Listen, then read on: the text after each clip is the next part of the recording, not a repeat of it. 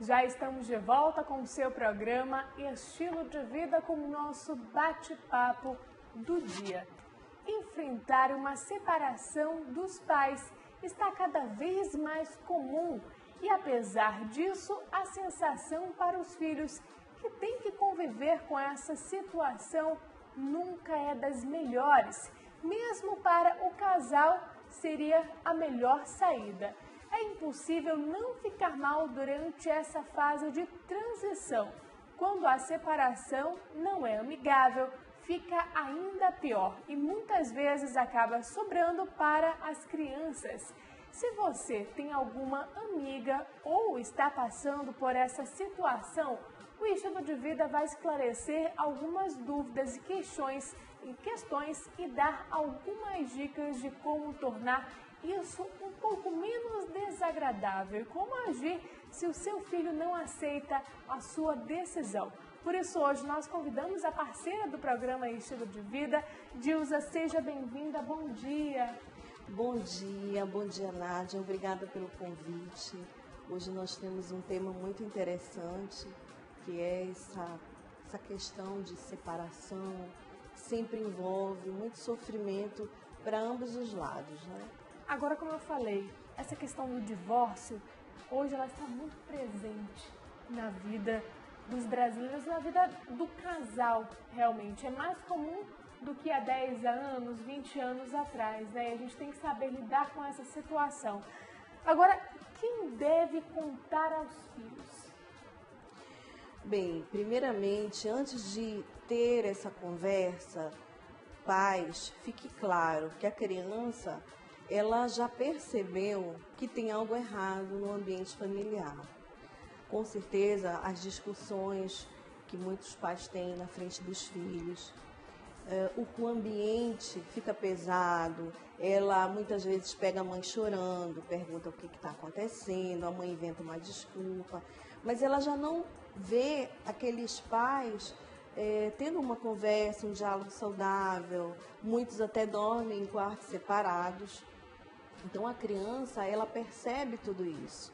Então antes da conversa, ela já percebeu que aquele ambiente não está mais o ambiente familiar que ela conheceu logo que nasceu, né? E eu até sempre alerto quando ocorrem alguns casos desse no consultório, de pais evitarem discussões na frente dos filhos, xingamento um com o outro. Isso não é agradável para o ambiente familiar e nem para a criança. Então, nesse momento que há essa conversa, esse diálogo, a criança ela já está ali passando N coisas na cabeça dela, né? Muitas vezes ela se sente culpada pela separação dos pais. Eu fiz algo errado, nossa, por minha causa que eles estão se separando, eu me comportei mal. Então, essa culpabilização ela é muito constante na vida dessa criança. Mas o ideal nessa conversa é os pais sentarem com seus filhos, todos reunidos, tá? Na própria casa, no próprio ambiente familiar, sem serem interrompidos. Desliguem o celular, deixem o celular de lado, desliguem aparelhos eletrônicos. Essa é uma conversa familiar, né? O telefone não pode tocar, porque esse é um momento muito importante para essa criança. Está havendo ali uma ruptura dessa relação, né? Os pais estão se separando, mas muitas vezes ela acha que os pais também vão se separar dela. Assim como ocorreu a separação com os dois, eles vão se separar de mim também. Então é importante sentar com a criança, conversar, não xingando nenhum ao outro.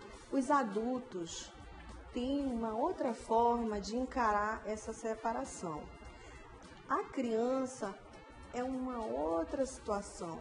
Porque, gente, existe ex-marido, ex-esposa, mas nunca ex-filhos, né?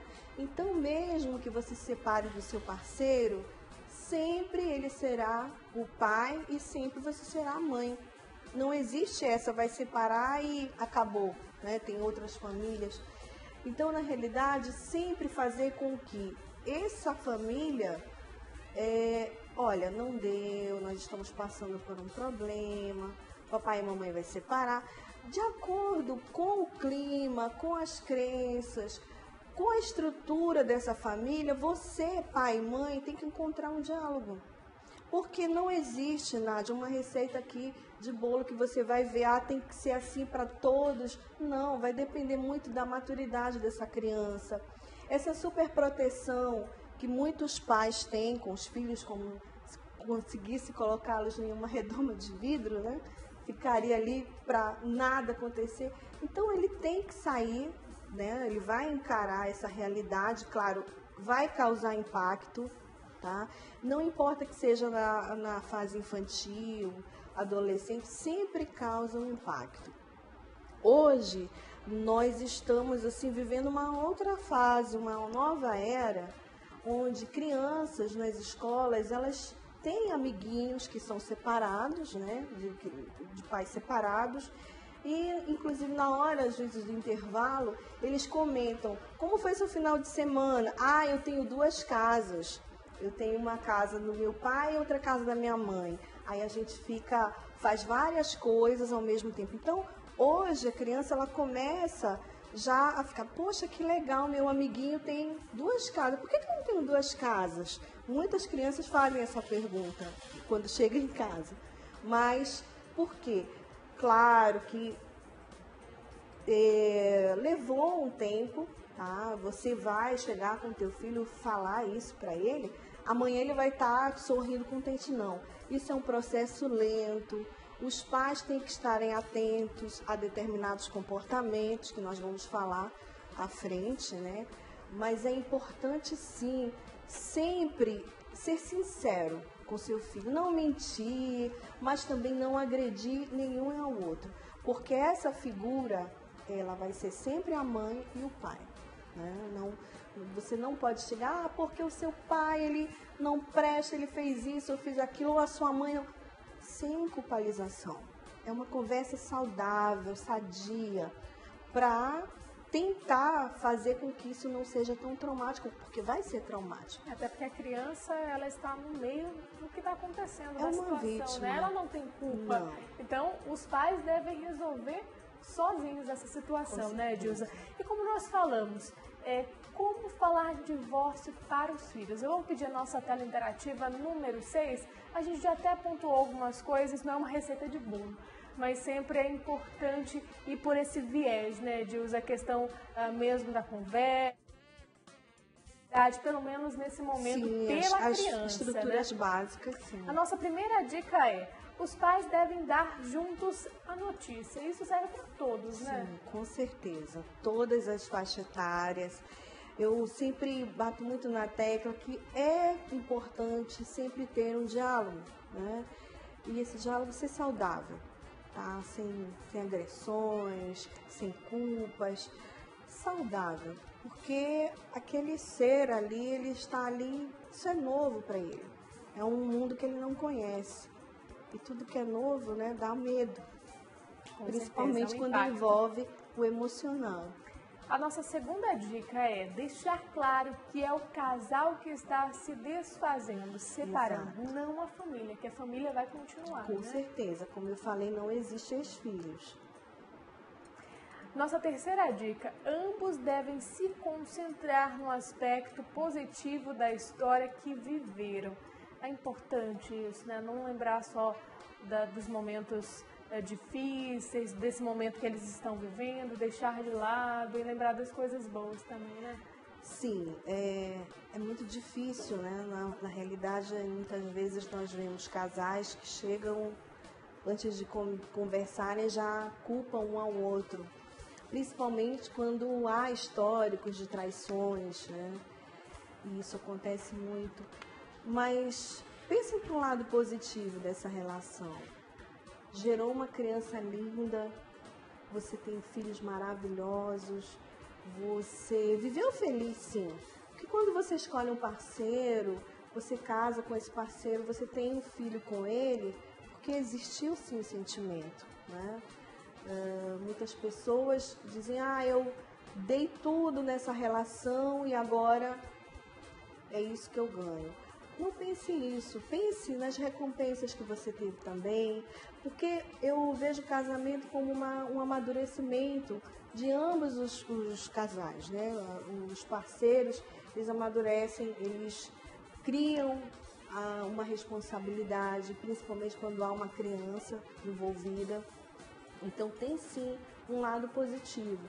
Infelizmente, ninguém casa pensando em se separar, mas acontece.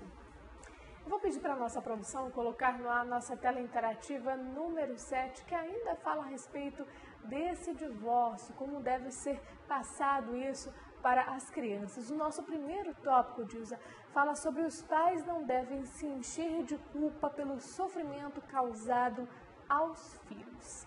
Isso é comum, né? Sim, com certeza.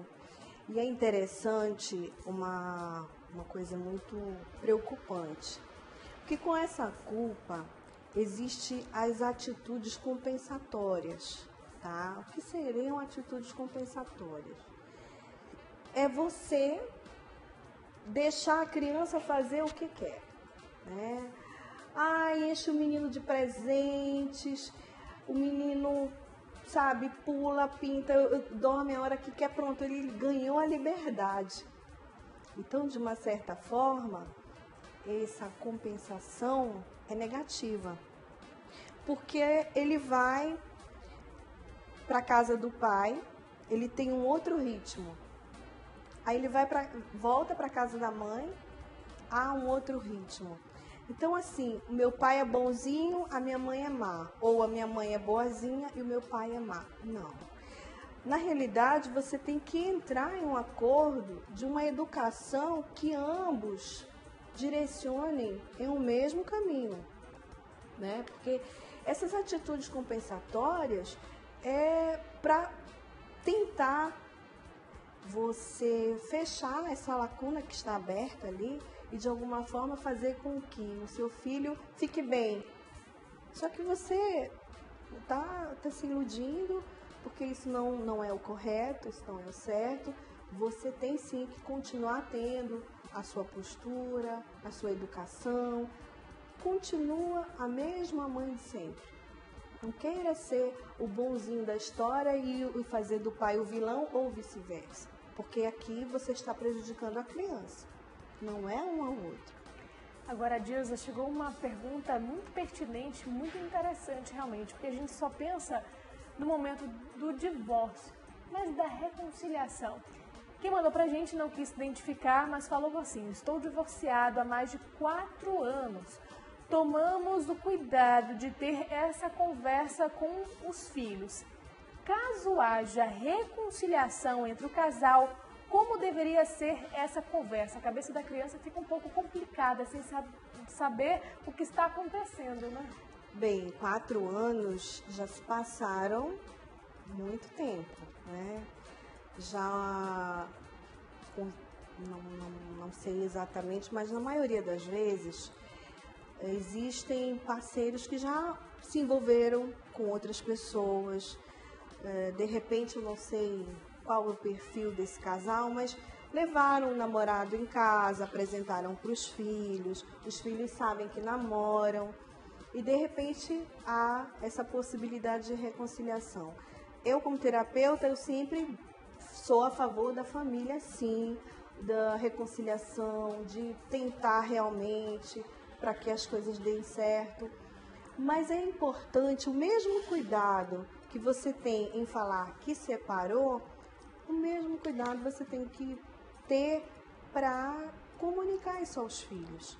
Até porque já aconteceram muitas coisas. Claro que cada casal tem a sua história, cada caso é um caso. Mas na maioria das vezes, você já se envolveu com outras pessoas, o seu filho já às vezes vai passar o final de semana na casa do pai ou da mãe, vê o namorado da mãe lá. Então, assim, fica realmente confuso, principalmente para a criança, porque a mãe, às vezes, com raiva do pai, ela encontra um namorado e diz assim: ó, filha, esse aqui é o seu novo pai. Você tem que chamar ele de pai agora. A criança fica, mas como? Eu tenho dois pais, agora você tem dois pais, o pai X e o pai Y, ou não, agora aquele não é mais o seu pai, esse é o seu pai, porque ela está naquele momento de raiva. Então, não estou dizendo para não chamar o seu companheiro de pai, pode chamar sim, mas deixar claro que ele ainda tem um outro pai. Como eu falei, não leve as suas frustrações, as suas mágoas para o seu filho. Os problemas que você tem com ele é entre ambos. Então, nessa reconciliação, é importante também ter esse cuidado. Outra questão, para você que mandou a pergunta, ter certeza de que você realmente quer conciliar, ter certeza que realmente você quer perdoar, porque tem coisas a serem perdoadas, a passar por cima dessas questões. Porque se você volta e de repente, não deu certo, você perde o crédito com seu filho. Então, tenha certeza que quer realmente tentar, que quer perdoar todas as coisas que aconteceram, ambas as partes, a sentar, entrar num acordo, dizer, olha, dessa vez vai ser para valer, porque você tem que acreditar na família, você tem que acreditar no amor familiar, você tem que apostar mesmo, porque não é fácil. Bom, Dilson, nós vamos fazer uma breve pausa aqui no nosso bate-papo, mas a gente continua falando a respeito no próximo bloco.